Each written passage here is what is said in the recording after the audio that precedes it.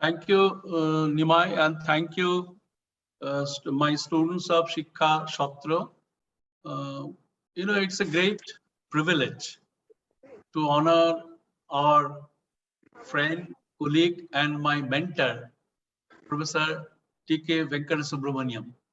He is popularly known as Venkat Sahab to us.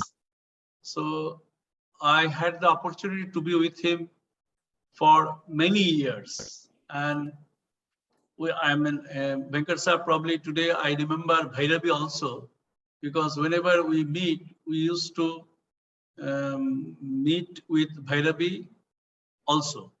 And we had several cups of tea sessions, either in Venkat Sahab's room or in Bhairavi's room. So today I am really missing Bhairavi, who is no longer with us. And secondly, today's lecture is very special as the organizer, my colleague, Dr. Nimai Shaha, told that this lecture is being organized in memory of one of the illustrious academicians, historian, Professor B.D. Chattopadhyaya. I mean, I didn't have occasions to meet him very frequently, but after having joined Visva-Bharati, he came down to the Department of Ancient Indian History, and I met him very briefly. At that time, he was not keeping well, but I really admired his enthusiasm and ability to work and also concern for Visva-Bharati. He came all the way down from Uttar Pada to Visva-Bharati to help the department to formulate syllabus. So it's a great honor that Venkat Sahab is giving a lecture in memory of another illustrious historian of our time, D. Chattopadhyaya. And I also express my gratitude to Anil, because what I couldn't do, Anil did it by bringing Venkat Sahab virtually to Visva-Bharati. But there is a kind of unwritten rule. Once you become part of Visva-Bharati family, you are now part of Visva-Bharati family because you are giving a lecture under this university lecture series. So your obligation is to come and visit us. Our obligation is to provide you free hospitality. So I think that's the kind of understanding between the speaker and me as the Vice Chancellor of this university. Friends, I can recollect many incidents, which we witnessed together, Venkat Sahab, myself, and Bhairavi in Delhi University. But I remember those important days when Venkat Sahab was always acted as a mentor to both Bhairavi and myself. And I also express my gratitude now in the public domain. You must have seen my book, Biplavi. And that Biplavi was sponsored by ICHR. And it was Venkat Sahab's initiative. That's why I could receive financial grant from the ICHR. And I'm sure, Venkat Sahab played the string to make the money available to me. So I'm thankful to you, Venkat Sahab. And that book did well. I'm sure ICHR made, whether ICHR made money or not, I don't know, but they must have got adequate sum by selling the book because the copyright belonged to ICHR. So Venkat Sahab, really helped me flourish academically also, besides his role as a mentor to both me and Bhairavi. So Venkat Sahab, it's a great occasion for me to welcome you to our campus, though virtually, but I'm sure in future we'll have an occasion to see you physically in this campus. Yeah, so long I'm around. Yeah, my days, in a way I would say, are coming to my term is coming to a close. So I would request you to come till I hold this position. But that doesn't mean that you will never welcome, because Anil is here. So long as Anil is here, I think you are always welcome to all of us. So with these preliminary remarks, again, Venkat Sahab, thank you very much for having accepted this invitation at a very short notice. And I'm sorry because I miss your lecture.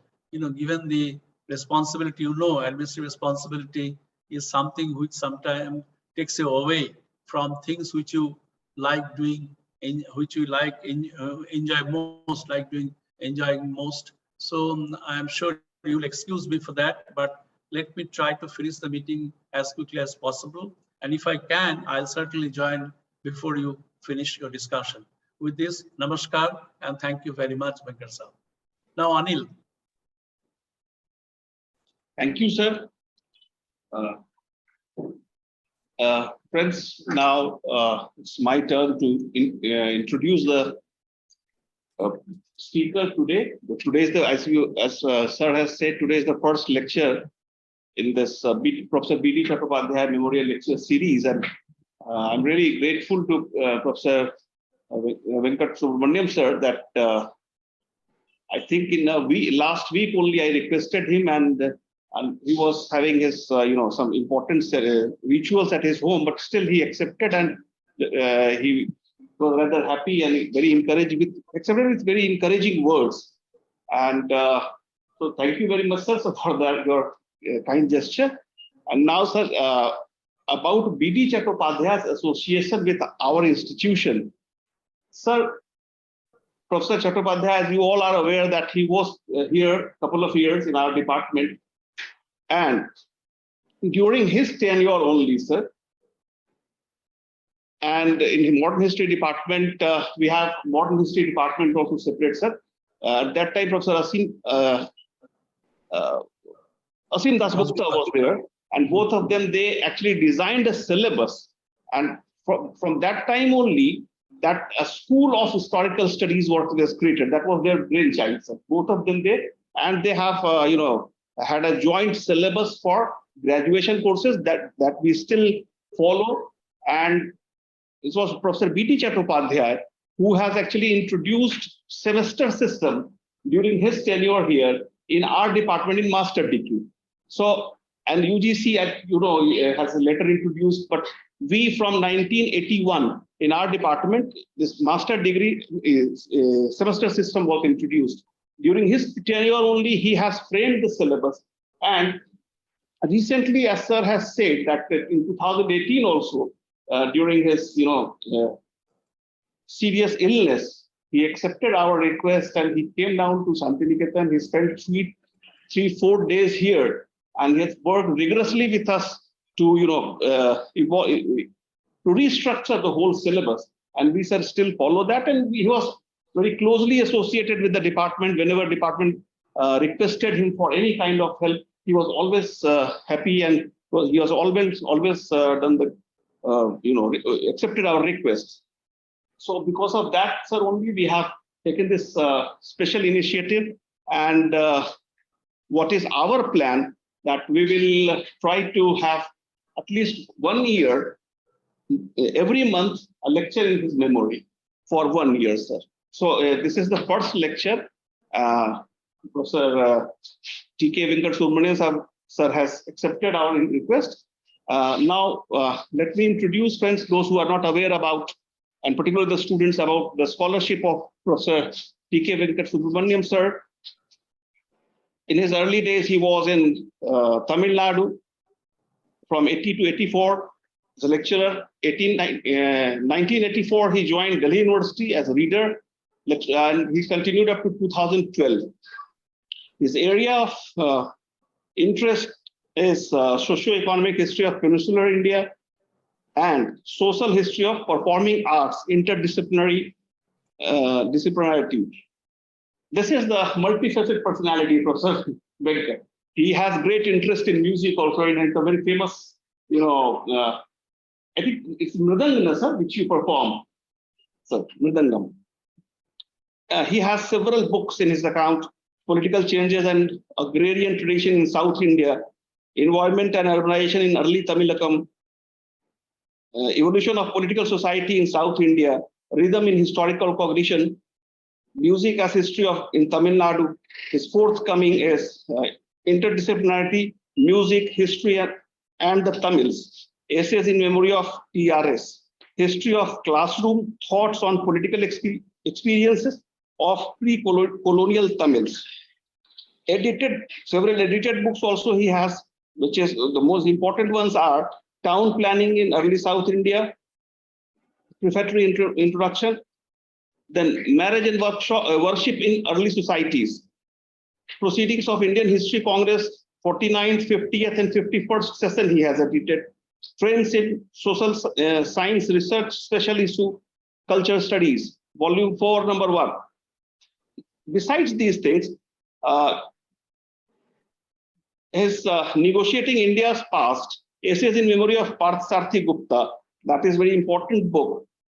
With a teaching and research experience of more than 41 years, Professor Venkatasubramanian has made significant contributions in the discipline of history through his continuous endeavor to explore the different facets of South Indian history.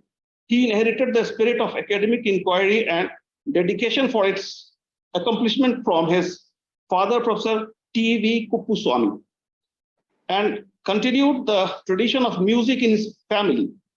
It is very rare to find a personality with proficiency in field of music and history, as well as a command over administrative know-how. Professor Venkatasubramanian is one such rare person, and he has proven himself in all these spheres.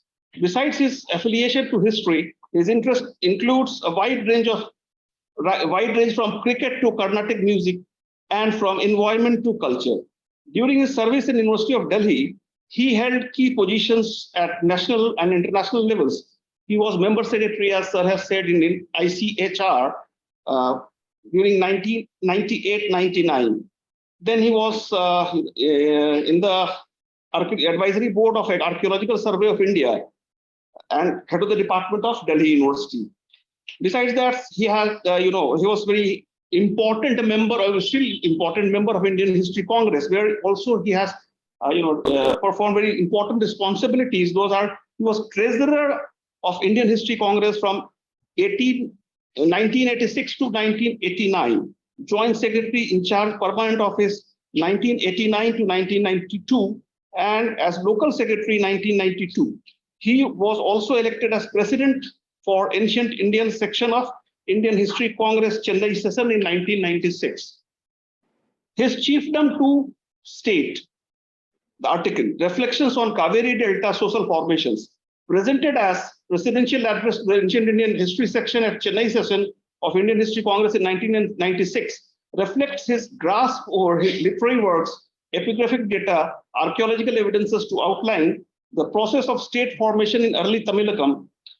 In Knowledge and Society, Understanding Historical Traditions, presented at Anantapur session of South Indian History Congress in 2008, Professor Venkatasubramanian emphasized the role of a historian to demonstrate how knowledge was generated in different times and spaces and influenced other cultural zones. He further adds that as information has become the critical raw material for all social processes, social organizations, a historian cannot afford to ignore the implications of information age for the development of human civilization. His interdisciplinary perspective is very evident in his attempt to explore Carnatic music as a classical art in Tamil Nadu through a historical approach in monograph Music as History in Tamil Nadu in 2010. He views the musical past as part of cultural production of the period, which can be linked with historical developments. Professor Venkatasubramanian's refractory introduction to new edition 1987 of Town Planning Early South India by C.P. Venkatarama Iyer, in one of the earliest modern work on urban studies in Indian subcontinent, is noteworthy. His knowledge of different physiocultural zones, political and economic geography comes very clear. His works nevertheless captures the interaction between various disciplines. Thus, this garland of essays is a great tribute to Professor T.K. Subramanian's academic and cultural pursuits. Thank you, sir. So now, may I request you, sir, to start with your.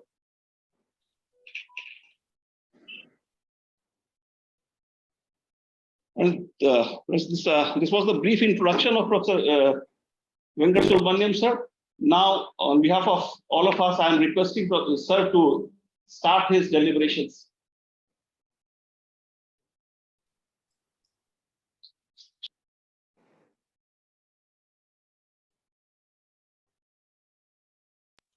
Venkat sir. Yeah.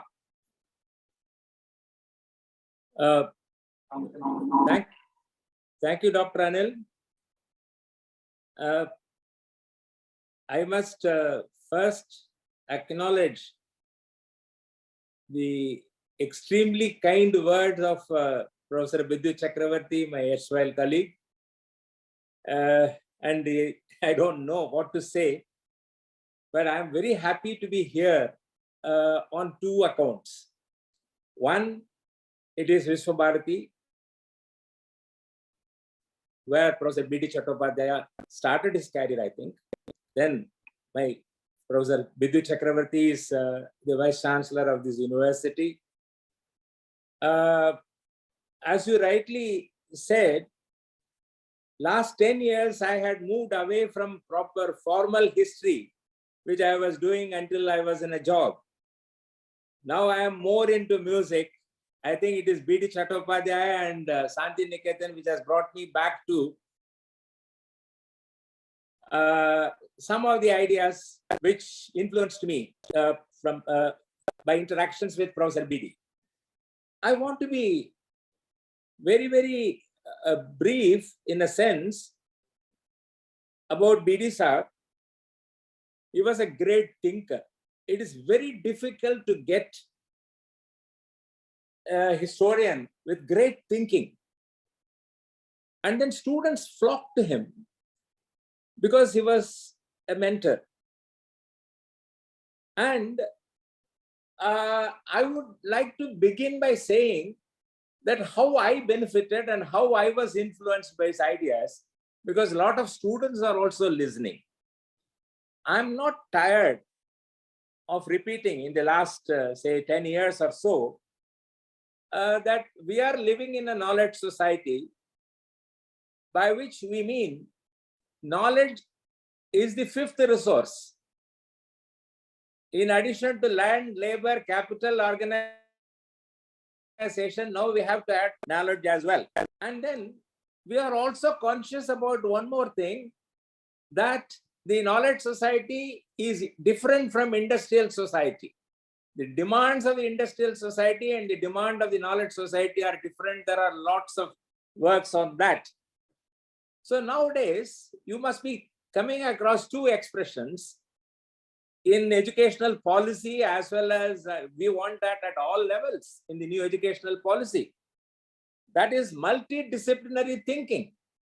How do you promote multidisciplinary thinking? Is it just by adding 2-3 disciplines if you study? No, it requires a kind of a cultivation. It's a kind of a thinking one has to cultivate. The same object has to be approached from different disciplinary point of views. That is what I am experimenting with. The two disciplines fairly I am familiar with. One is music and another is history. So in higher education, these two words we talk about a lot. But I want to share some of my experiences, as I told you. You see, up to 1975, by then I had submitted my PhD. What was happening in Delhi and other places, it has not percolated to the south. So that situation has actually changed. What I mean to say is, dissemination of knowledge produced even within India did not reach the whole of India. One has to really make an effort. So that's why I found two windows. One window was the summer institutes organized by Professor M.G.S. Narayanan at Calicut. Those who were in Tamil Nadu, we were going to Kerala so that we could meet people who are coming from north, what is going on, those who are actually interested. So the two summer institutes of 1975 and 1978 was an eye-opener. Then Indian History Congress was another forum. We got interested. So I became a member in 75. I was submitting my PhD. I could not attend the Aligarh session, but I went to Calicut. Since then, I have been attending. So Professor R.S. Sharma's presidential address was printed in the proceedings. And then for the first time, I got exposed to his ideas through the presidential address. A similar thing happened with B.D. Chattopadhyaya. I got selected in Delhi University. I was looking for a house in Delhi, missed the Bardwan session where he presented that famous political processes. This thing. As soon as I joined the department, I was given a copy of all that. So what I am trying to say is, knowledge produced within India did not spread, but modern India was fairly, it had an advantageous position. Ancient and medieval India, really, it never entered our classroom as students, nor could we access it until I came to know about it in 1976, but I could not introduce it to my students at the graduate and postgraduate levels, but at the MPhil level, I was able to discuss. So this one idea I thought I should share with the students. Between 1976 and 83, that was the preparation time for me. If I have to face an interview in a central university, how much I have to prepare myself, this difficulty that people are facing for our entrance exams, that is what I wanted to share. The same way we had to prepare. And another idea which I want to share with students is, in higher education, at the highest level, state of the art of the discipline has to be understood. That also is actually lacking in many universities. Some universities are fortunate in that, but in many universities, it is lacking. So because this is an inaugural or an introductory or a first lecture, first half, I would like to share my understanding of Professor B.D. Chattopadhyaya and the process through which I came in contact with him. And then I was fortunate to sit with him in interviews also as a junior colleague. I have traveled with him a lot in first class compartments discussing things. So I was benefited. So that way he was my mentor. He was a great thinker. And another person who was always with me, as your Vice Chancellor mentioned, the Bhairavi Prasad Sahu, whom I miss. He was almost his right-hand man. In fact, he propagated his ideas and he executed that through the MPhil dissertations of the Delhi University. As a head of the department, I can vouch. So now let me go to the subject of my choice today. I could have very easily given a topic like social and political process in early Tamilagam. It is very easy for me to do that. But I didn't want to say that because I wanted to also convey some idea about the state of the art of the discipline, for which I will take another person who is active now, B.D. Chattopadhyaya, Herman Kulke, Bhairavi Sahu. They were all a kind of a team. Although I was not directly involved, but I was getting the kind of academic exercise that was going on. So that is why I want to make that introduction to the students. What is academic history at the highest level? Teaching, learning of history has several levels. But I always jocularly say, I am connected with two disciplines. A bathroom singer would like to judge Bhimsen Joshi. Similarly, everybody would claim that they know their history. See, the seriousness is actually lost, but we have served, we have given our life 40 years or 50 years in universities doing research, training students. So I just want to give you an idea about what actually B.D. Chattopadhyaya brought in 83, the kind of thinking. It requires a little background. I sent a small note to Professor Anil. There, I have put medieval within inverted commas, because I was asked to write a report on the trends in historical research in Tamil India, pre-Vijayanagara phase in 1600 words. I thought some of which will convey my ideas as a kind of a background so that what I'm going to say now, you can follow. So the question now people have been raising is, what is the relevance of Middle Ages? Our periodization of ancient, medieval, modern, because unless we understand that, we cannot understand the significance of early medieval construct of B.D. Chattopadhyaya. For those who are interested, I want to, this paper is published long ago. Herman Kulke in IHR, I think volume 19, periodization of pre-modern historical processes in India and Europe. Kindly mark the expression processes, and Europe, some reflections. See, now people have started thinking about from structure to process, mere description, interpretation of evidence, in explanation, structures, now to process. We did that experiment in IGNOU. That we produce political structures, one paper, economic structures. But the problem with, we produce excellent material, but the delivery is really poor. That is the real problem that we actually face. So in order to introduce that, Middle Ages, I want to say that there is a certain framework in which we teach.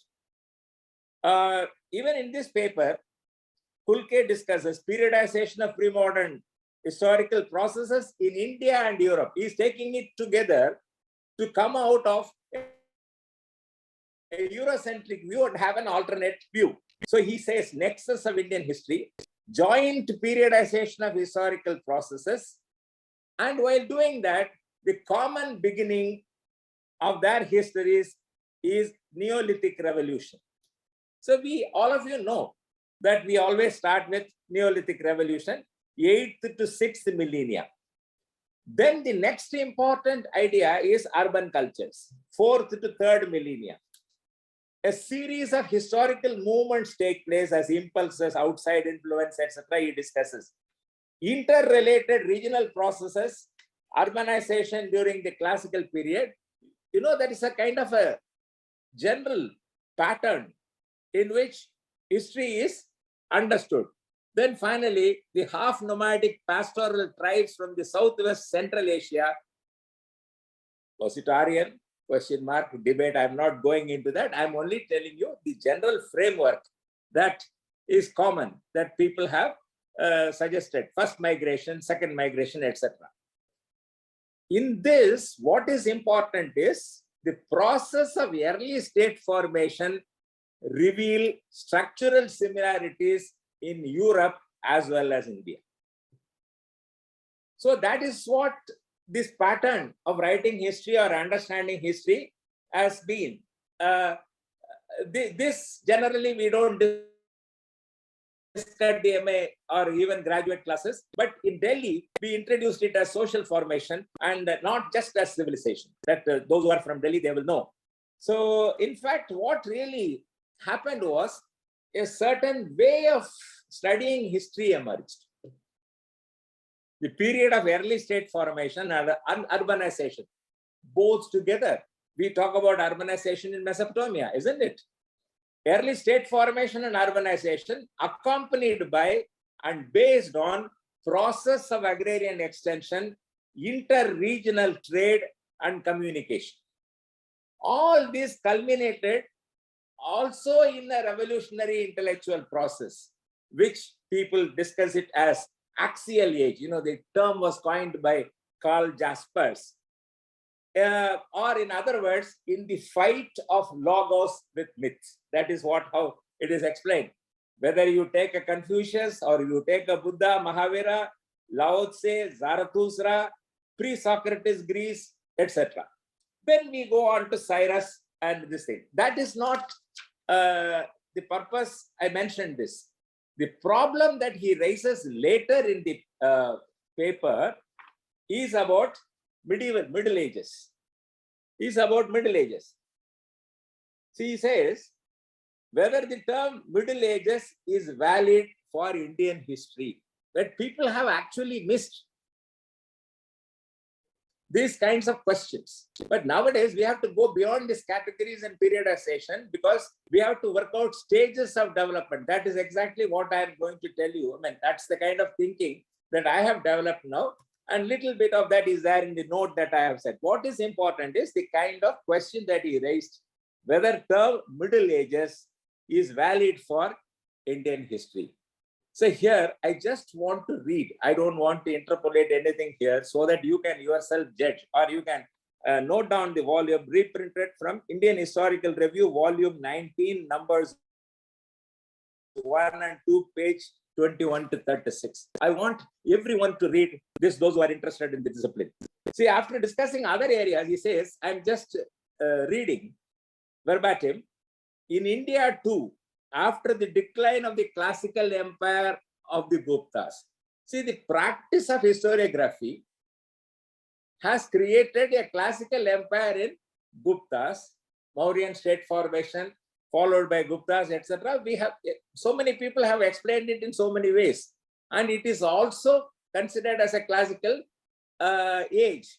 And Professor Thapar has been writing at classical society. All of us know that. What happened after that? That is the question. In India too, after the decline of the classical empire of the Guptas in the 6th century, there occurred a similar shift of emphasis to the disadvantage of the central kingdom. The rule of King Harsha, 606 to 47, who once again united the whole of northern and eastern India for the last time before the emergence of medieval regional kingdoms, is marked by the rise of Samanta princes. So the theory of Samantization and all that started, and then this is also characterized as feudal polity. Only to introduce that, I have I cited this paper and also the kind of question on Middle Ages. But in this context, Professor Chattopadhyaya coined another one, that is early medieval. He accepted whatever was the schema was there, and then he also did not criticize much the feudal society. In fact, I would like to read his last paragraph. How decent a scholar can be, it's a classic example. I will read that also. So I joined Delhi University, as mentioned by Anil Kumar, on 1st February 1984. I missed the Bardwan session. Professor Chattopadhyaya had presented his presidential address on political processes. So being Delhi University and the Joint Secretary's office, I got all the copies. So by then, because of my preparation for an interview and got selected, I was familiar. Kosambi and the use of new sources, I had known. Thapar and the classical society, Sharma and the feudal society. So I joined the department with the full consciousness of history as a social science. This is which I was not in 1976. So this is for people who are teaching or who hail from other areas, people should understand. So if knowledge doesn't disseminate, and if you are not exposed to the kind of research and readings, any interview or even an entrance exam was difficult. That's why I always used to say, friends with a first class or a gold medal from other universities, please come here and read some basic things about what is the syllabus of Delhi University, be honest. Then only you can take the MA entrance exam. I have been advising people. So why I had to share this experience? Because the categorization in history, it was not known earlier. Now, state as a category, the emergence of state as a political category marks a qualitative change in the history of a society, since it arises out of and initiates a series of interrelated changes at many levels. This is a very important idea. So one has to make a distinction between state, society, etc. But after that, you read Marx or you read Morgan or you read Engels. I followed Morgan. And at the same time, Engels was the person who defined civilization. Civilization is that stage of development of society at which division of labor, the resulting exchange between individuals and commodity production, which combines the two, reach their complete unfoldment and revolutionize the whole hitherto existing society. It is Frederick Engels, not Marx. So if you read all these things and accept history as a social science, then you are faced with problems. If you are just using information, making it a statement as a kind of just reading, then there is no problem. But higher research levels during this period, 80s, unit of historical study, that was creating problem for the historian. One has to know that culture was the unit of historical study for Oswald Spengler, and civilization was the unit of historical study for Ronald Toynbee. Similarly, nation, society, region. You have to have which is the unit historian is actually trying to work. After that comes the most important problem of periodization. And what B.D. Chattopadhyaya did, that is, I would like to take 10 minutes on all that. Theory and compartmentalization of history, structure, as I told you, we did that experiment, and B.D. Saab was the guiding spirit on the preparation of the paper on political structures as well as economic structures.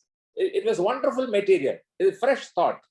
But unfortunately, implementation of that, unless the teacher who teaches that knows what is going on at what level, so the delivery fails. And now the shift is from structure to process. That is what I want to talk about, political process. Now, what B.D. Saab did. And I would like to use his own expressions from the introduction,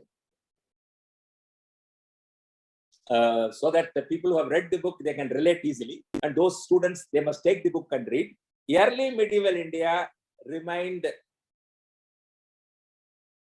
much maligned period. See, these are his expressions. This is not my expression. 2, textbooks are redolent with dark ages and periods of crisis. These are also his expressions. And then look at the modesty of the person. Papers in this collection represent explorations and ideas on nature of change. And the crucial question is, what distinguishes this from the early historical period? Decline of Guptas in the middle of 6th century AD. That is what Kulke was also mentioning. Nature of change in a select region. He chose Rajasthan. By then he had written papers. He had written on irrigation. I think it is written in Jesho in 1973. All this I came to know only after joining Delhi University, honestly, or just while preparing for the interview. Suppose B.D. Saab had come for the interview, he would have asked these questions. Origin of Rajput is a very critical first kind of an explanation which I had not read anywhere else. It was published in, I think, ICHR, 1976. It's a combination of political, economic, and social processes. Then markets and merchants. It was in social science probings. It came a little later in 85. Then I had somehow read the early memorial stones because with Sondheimer collection I had read. Trade and urban centers, again IHR 1974. Urban centers, an overview in Romila Copper, situating Indian history. Then comes the 1983 political processes. That is the real beginning where all of us started thinking about it seriously. And I must thank my colleague Bhairavi, because he was the one who was meeting him often and he was giving me a kind of a feedback. This is what we discussed yesterday.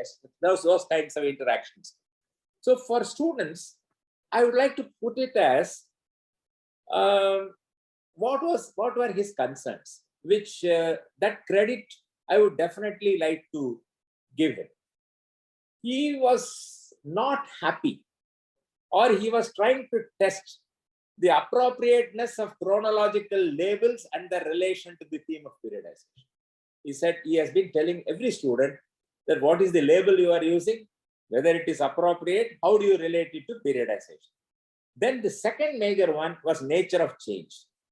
Then the third major one, methodological problem of causation. People were talking about simply conquest theory. That was a very simplistic kind of identification of causation. Then he really worked on to provide a construct for early medieval. Up to this point, we understood, but at the same time, as a practitioner of regional history, I realized one more thing. Still, it is in the pan-Indian framework. Separate, the regional dynamics sometimes, which I'm going to explain as far as South India is concerned, that's different. Indian feudalism debate and early medieval was definitely a byproduct. You cannot separate the two. In fact, he was actually questioning. But the basic question was, what made 8th and 9th century and subsequent centuries different from 2nd and 3rd century? The second one is a more important question. Was the society pan-Indian in this period? Because Nihir Ranjan Ray has already come up with earlier this thing which he quotes and then he criticizes. Medievalism. What is medievalism? These kinds of debates in Indian history has already started in 70s. But whatever was the historiographical practice, whichever way people write it, he identifies 6 things which have actually to be taken into account. Political centralization, decentralization post-Gupta period, is it a fact or not? Can you accept or can you refute or you have to accept? Political decentralization. It is another question, was it pan-Indian? Did Maurya or Gupta had whole of India? What was the kind of impact and all those things you know? So political decentralization is one factor. Emergence of landed intermediaries. This is another question everybody has been talking. Money economy to self-sufficient villages. This Mauryan to this thing change, people have been talking. Subjection of peasantry. People have been talking. Proliferation of castes. The feudal dimensions of the ideology and culture of the period. Core ideology was Bhakti. So that is why my senior colleague, he took Bhakti ideology also as feudal. Degeneration of courtly culture. So these are all things which actually he considered and made 3 pronouncements. And with that, I will switch over to how he influenced me, how I looked at my material. Pronouncement number 1. One cannot satisfactorily reduce. See, this is I think it is given in the top of the book chapter, Aldous Huxley. If you can recall the book, Aldous Huxley's statement is there. One cannot satisfactorily reduce vast ramifying reality of post-early historical society to the features outlined above. This was the starting point. Breakdown implies social crisis and all that. So here I would like to mention about another person whom I have interacted closely, Buttonstein. He always used to say, well, the history has a problem. Selective compression of time and space. All these things can be easily understood. Pronouncement number 2 was, if it is to be early medieval India, what should be the rationale? Should begin by identifying the major historical processes and arbitrary abstraction of evidence to be eschewed. There is a caution from Professor B.D. Chattopadhyaya. So you have to look at afresh. You have to look at the processes. Then pronouncement number 3, expansion of state society through process of local state formation, peasantization of tribes and caste formation, cult appropriation and integration. These are the 3 things that Professor B.D. Chattopadhyaya has suggested. I was mentioning about his decency in criticizing Indian feudalism, which now I am fairly senior. I can appreciate and all these things, and one should actually follow this kind of writings about criticizing others. The humor also is there, and then the subtleness you see, unless I'm quoting BD. This historiography reconsiders itself to certain empirically validated major social processes. The current construct of Indian feudalism will continue with the Eurocentric orientation. These are sentences of Professor B.D. Chattopadhyaya taken from his book. It's a typical, decent B.D. Saab, which everyone should appreciate and emulate. So now, This is the kind of influence I was exposed to in 83, 85. Then I started looking at the processes in Tamil Nadu myself. So I started looking at it as process. That is very, very significant. Until then, the idea of a process did not occur to me. See, I was just collecting information and then analyzing them and offering an explanation. But this kind of processual thinking came only after I joined the Delhi University Department and when I came in contact with Prof. B.D. Chattopadhyaya. I'm a product of Madras University. Elsewhere also I have mentioned. And when I say product of Madras University, it is one of the universities which have a very strong influence of literary tradition. All of you know, we have the wealth of material as Sangam literature, and people know it has advantages and it also has disadvantages. Now, looking back after 30 years, ever since the emergence of the academic disciplines, literary studies particularly, and history, they have a problematic relationship. Each of these disciplines contain elements of the other, but instead of encouraging cooperation, they have been promoting territoriality. So there is this is what interdisciplinarity, the kind of paper that is I gave us Nurul Hasan Memorial lecture, and which is actually published in Sangeet Natak Academy. So why I am saying this now, after so many years, I can confidently say this. Even when Professor Neelkanth Shastri was head of the department, that is up to 1947,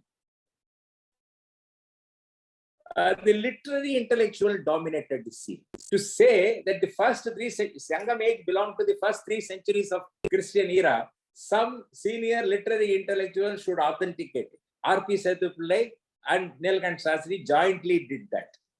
So even to say this, and the professional historian, in a sense that we were talking about here, could not emerge because of this kind of strong literary tradition. But unless we know literature, you cannot explain the process. That's what I'm saying. It's both advantages as well as disadvantages.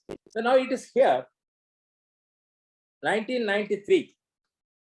I had completed a book thinking on all these terms, and one dear friend, Dept Banerjee of Bardwan, he passed away in 1993. I dedicated the book to him. Interestingly, the book was released by Professor Bidyu Chakravarti's actual mentor, Mohit Bhattacharya. He was the vice chancellor. He released the book. And the title of the book is Societas to Civitas, Evolution of Political Society in South India, in memory of Dept Banerjee. It was released at Bardwan in 1993. Here, the actual input came from Burtonstein. Because Burtonstein was working in Madras archives when I was a research student, and I was also working on till up to 1800 and all that. I had to use archival material. So that time I had a lot of time to interact with him. Then he was the one who shaped my idea to formulate a definition of social formation which will suit this kind of processual approach. So I don't want to go into detail there, but only I will read out the formulation. A study of the social process covering the changes in material life of the early Tamils is undertaken. Influence of kinship relations in the economy is a distinctive feature of Tamil society. Social formation at this stage of Tamil history, that is Sangam age, people who share material interests which they manage politically and preserve over time the agrarian property collectively through complex redistribution and communal appropriation of surplus labor. He asked me to look at all these things. How? That is why my theory of increasing sophistication of kinship, finally Cholas taking over others and completing state formation. This is another thing that people should know. State formation was not completed at the 10th century, which is attested in inscriptions by Noburu Karashima. Noburu Karashima also applies feudalism only to Vijayanagar, because the basic principle is, unless you have a central structure, where is the case for feudalism? So the central structure, it is Magad, Gupta for Pan-India and Chola for Tamil Nadu. So that is the kind of thing that these are things which influenced us. So on that basis, I collected ethnographic information and all that. So this is the book which made me think on processual lines suggested by Professor B.D. Chattopadhyaya. Then Professor Anil Kumar mentioned about my presidential address. I brought in little more sophistication in my arguments there. Chiefdom to state, reflections on Kaveri Delta social formation. See, any exercise we do, the historical rigor should not be diluted. That is very, very important. We may have archaeological evidence to our satisfaction or not, but still within historical rigor or testing the evidence available, it should not be forgotten. So Professor Sharma always used to say, the day you are not using sources, history will cease to exist. Do not ignore evidence. Here I would like to summarize, because people can easily take the Indian History Congress volume and read 1996. Use of a concept. So concept of chiefdom, which is from anthropology, deals with the process, subsistence strategies, control over political economy, and ceremonial legitimacy. So how the kinship systems use this?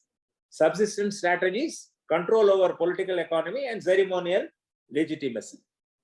And once you talk about the literary tradition of Tamil Nadu, you cannot forget eco-zones and ecology, which played a very important role. So ecology, ethno-historical information on clans, chieftaincies, patrons, primordial kingdom in Vendu, political geography, kinship, Nadu formation, socio-political process, all these need to be explained, which I have tried to explain now through some papers which are coming. That's the classroom lecture that I was telling. That these are small things, or MPhil dissertations we attempted. So these two, after that, I also presented another same year, 1996, another presidential address at South Indian History Congress. It is titled Politics, Culture and Caste in Early Tamilagam, Gulbarga session of South Indian History Congress. An improved version of this is published in Social Science Province. It is this which I actually want to discuss as political process. Now, from description, now we go to see, you must have noticed Professor Kulke, Professor B.D. Chattopadhyaya, they are talking about what is called power, authority, and legitimization. So we get a lot of papers on power, authority, and legitimization. So now the question is, when you have all these sources of Sangam literature, the principle is power, in order to be legitimate, must be sanctioned by authority. What you call as Shatra and Rajdharma. You know that. Kshatriya. Power, in order to be legitimate, must be sanctioned by authority, and authority in its turn must be validated by priesthood. You require all this. All sociologists have written about it. Histerman or Gonda, Hokart, all these people have written about it. It is here that it becomes little interdisciplinary. So now you reduce it to historical questions and see what kind of material you can use. So now suppose you pose a simple question. Do you find priests in Sangam period? That's a very valid question. we are talking about priesthood, we are going to talk about power, we are going to talk about authority and priesthood. It is difficult to identify the community of priests in Sangam period. If you go by popular culture, you will identify it with natives. Whereas, court cult, you also have a Palyagasale Mudugudumbi Peruvadi performing a Vedic sacrifice. So who was the priest? There is no information we are able to cull out or even identify. So we have to work out the process. That's what I'm saying. Assessing the quantum of Brahmanic influence in legitimating political power is a legitimate exercise. Then what are the clues? You get reference to Gotra names. See, that is why Professor Nilakant Shastri first wrote on Aryan elements in Sangam literature. It's a very general paper, it is identification. Then M.G.S. Narayanan improved it by saying Aryan, Puranic and other elements in Sangam literature.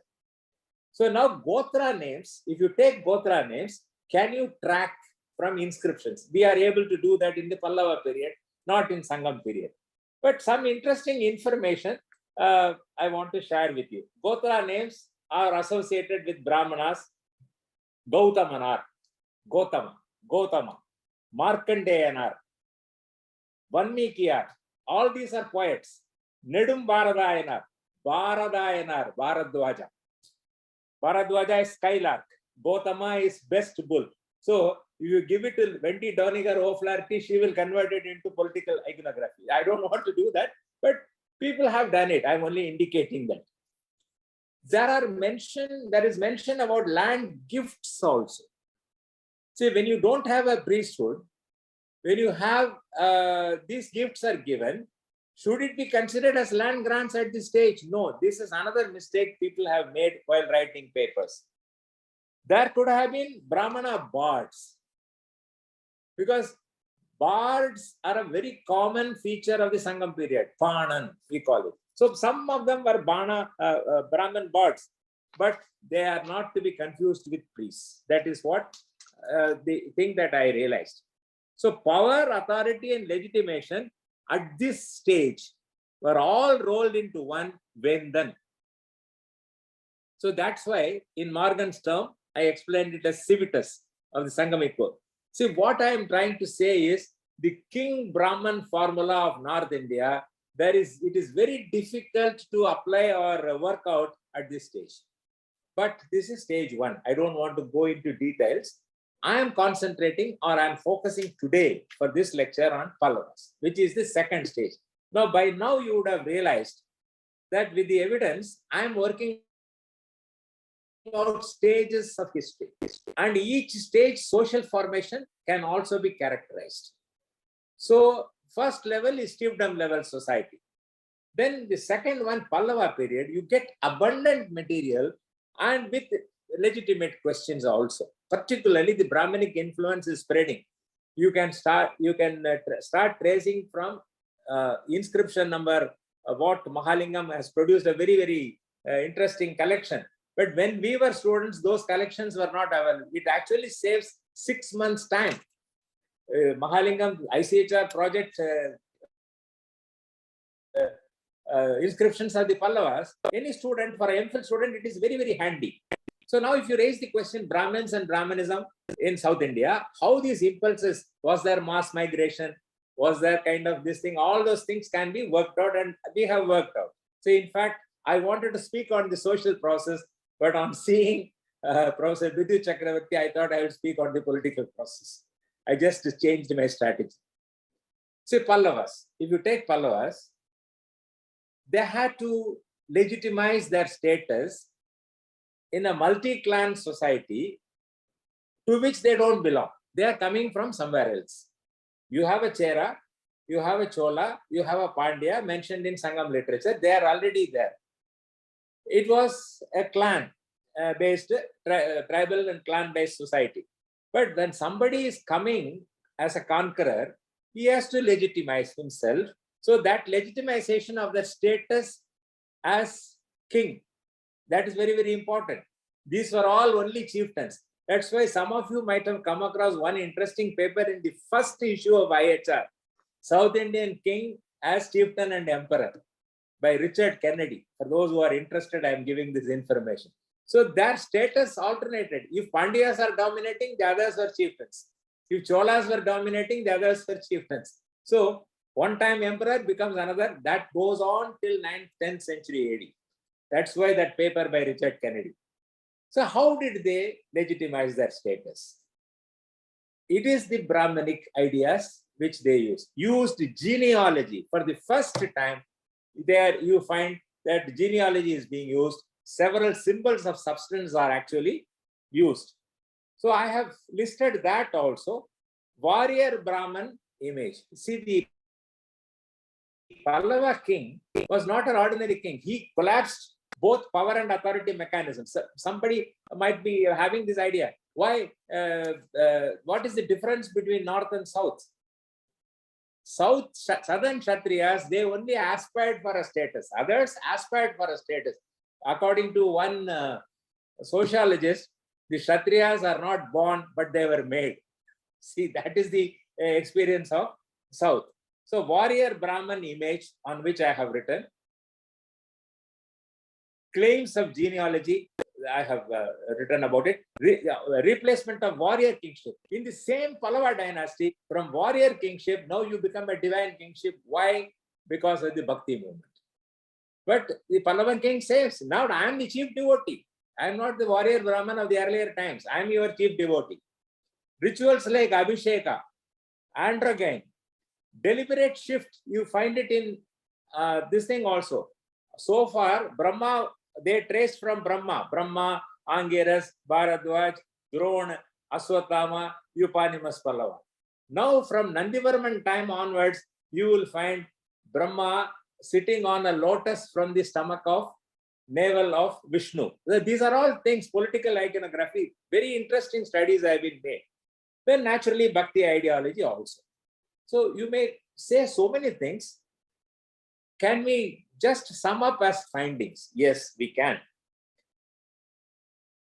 Clan-based society of Sangam chiefdoms transformed into caste-based society of Pallavas. So that is how the historical explanation is given. So it is a two important things. Clan to caste is happening. Non-state to state is also happening. Towards state. It is not a full-fledged state, but towards state systems, particularly monarchy. So we don't call the Sangam chieftains as monarchs. But when you have Abhisheka and all this, then the Chakravartin model of kingship, definitely by 6th century, you can talk about it in South India, not before that. That is one thing that I would like to convey, that studies have been conducted. Hierarchy of stratification in society, caste here, is definitely a prerequisite for the formation of state. That is also considered. So the Gotra is the record of the kin and social relations among Brahmins. Pravara, this has also been a social process. Had I talked, I would have explained it more. I find the development of Pallavan kingdom in 3 stages. 250 to 350 AD. That is a period of struggle. That is the competition with Chera, Chola and Pandya, we can say. 350 to 600. It is this period that went then to king, monarchy. Now it is getting attested by priesthood. So that is creation of priesthood also. And then 7th to 10th, emergence of Chola domination, where Pallava is subordinated. So all these things can be worked out from inscriptions. It has been worked out. Another significant feature, which if people have not highlighted, I would like to say, sacrifice and gift. There is need for understanding this also. See, what happened in South India is gifts began as aspects of sacrifice to generate sovereignty. It was just given as dakshina, that's all, nothing more than that, to generate sovereignty. But later on, they became expressions of sovereignty. So when it became expressions of sovereignty, you have James Heatsman titling his book as Gifts as Power. And another interesting thing is the king, the queen, royal functionaries, chieftains, local officials, all acted out their hierarchical relationship through these gift exchanges. That is why you get networks. Another interesting thing that people should understand, though divinity came to be attached with the office of the king had not become divine. The king was flawed, but kingship was divine. This is a very interesting situation in South India. It was only the royal function was considered divine. So kingship became increasingly incorporative. Ritual pageants were acted out in temple premises. I do not know whether people are aware of this fact.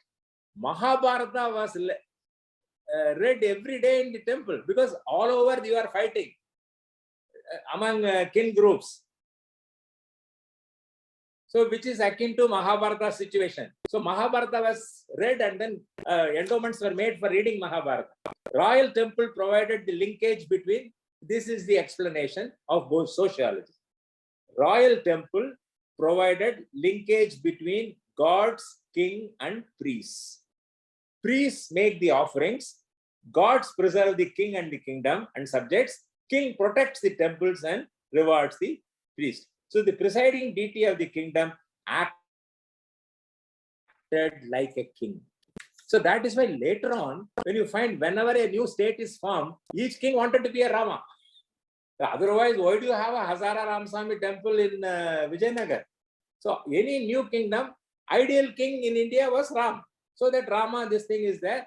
And then in Kishkinda panel is there in those temples. Then landscape has become very important in digital age. So all kinds of landscapes have to be understood in explaining culture. So this is the way one has to work out the process, which we have worked out, and I have papers as well. So finally, I would like to point out use of concepts. And one concept which I used, and then in the case of Kanchi Pallavas and wrote a paper sometime in 90s, is androgyne and historical explanation. See, historian, anyone, see, for example, Brahmana, peasant, the concepts are important for a historian at some point of time. So he had a conceptual kit. So Bertenstein had some kit.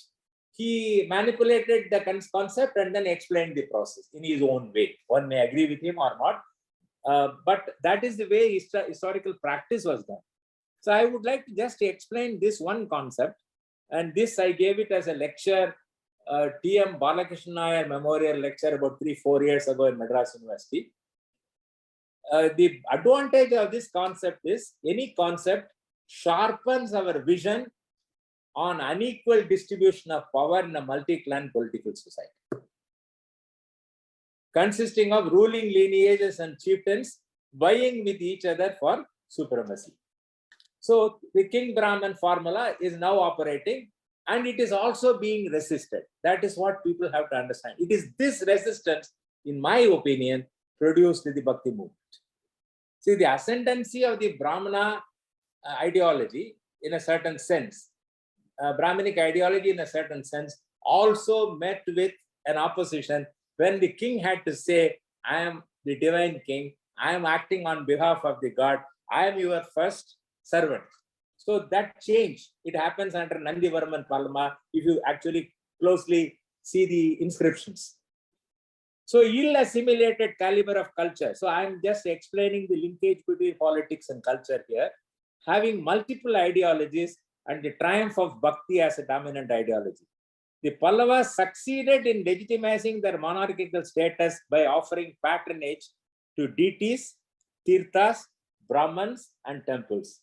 Religion was definitely an instrument of state policy, and the Vijayalayan successors capitalized on all these practices developed by the Pallavas. So monumentality, you can explain through that also. The androgynous position stands for a kind of equality and balance between the sexes, half male and half male, desirable relationship or tension based on unequal distribution of power. That is why this concept is useful. the development of a powerful priesthood and the formation of Brahmana Varna cannot be explained as ethnic predisposition. See, it is here, I have always, ever since I joined Delhi University, I mentioned it in Prof. Jasab's condolence meeting also, when I was asked to speak. Paper 13, I will be explaining it as a process and say the Brahmana Varna, Brahmadeyas, you have to only accept from 6th century onwards minus the state. So where is the question of landed intermediary between the state? So that's the way between paper 5 and paper 13, the students were actually confused whether I am right or he is right. In any case, there is no harm in accepting the fact surplus and leisure are required for development of a priestly class. So that's why these kinds of gifts were also there. By 6th century AD, the transformation in Tamil scene is an accomplished historical reality. So Pallava power created priesthood. By collapsing Brahma and Kshatriya, Brahmana, two functions into one. That is why I'll call it a King Brahman formula. So political leadership, dominance, superordination, and the conception of authority are seen as set of social relations by sociologists, particularly A.M. Hogarth and J. Gonda. So where Bertenstein erred, or I differ with Bertenstein, is I did not accept the Brahman peasant alliance. Bertenstein formulated his Brahmana peasant alliance on the basis of a formal presence of Brahman and the reified conception of the village community. Actually, if you look at the process, it is the Brahman warrior or King Brahman formula which was actually at work. Another person who gave insight into Pallava study, but somehow only one paper after that he did not write, Nicholas Ders, showed that the ritual ideas in which royal authority was expressed changed between 4th and 10th century AD. This is another area for research.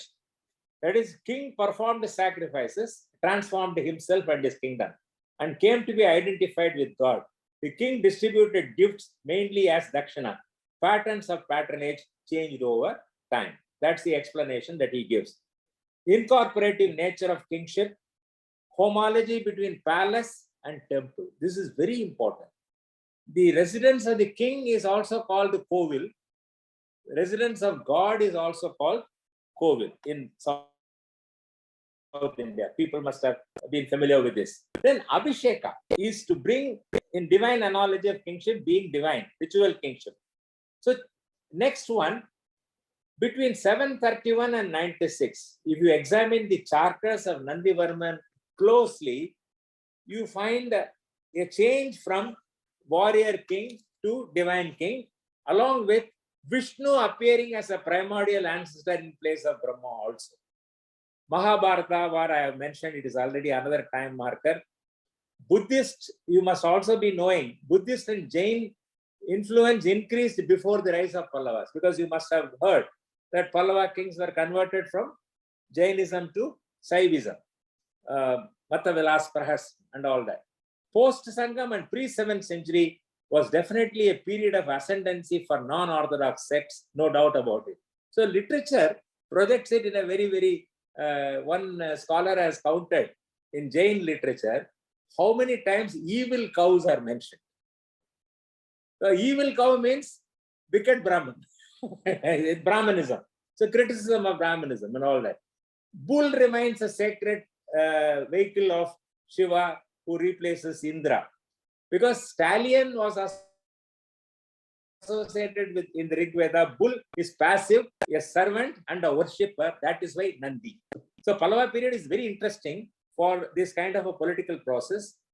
It throws up a lot of opportunities for application of political iconography, which hitherto people have not applied, except for probably Nicholas Ders. And I take Professor B.D. Chattopadhyaya's advice very seriously. Social processes and political processes on the basis of evidence alone will tell you whether this medieval or early medieval, this debate, it will settle that. But now with all my exercises so far, I'm not predicting any medievalism for Tamil. So that is why I have circulated a note. I'm only working it out as a kind of a stages of history, and each stage can be a social formation. And on the basis of evidence, that is the way that history has to progress. Now we have to shift from structure to process, work out the social process, work out the political process. The way that I explain political process, we can explain the social process as well. I deem it a privilege that I was able to remember Professor B.D. Chattopadhyaya through you today. And I definitely cherish memories of my interactions with him, and also the moments of travel. And he was such an excellent gentleman. And even while rejecting a candidate, he will write very, so he's kindly improve your merit and come back next. I mean, that's the way that you would say on even merit promotion. I have seen such a fine gentleman on several occasions, and a profound scholar, a great thinker, and a mentor of so many students who will be remembering him forever. Thank you for giving this opportunity.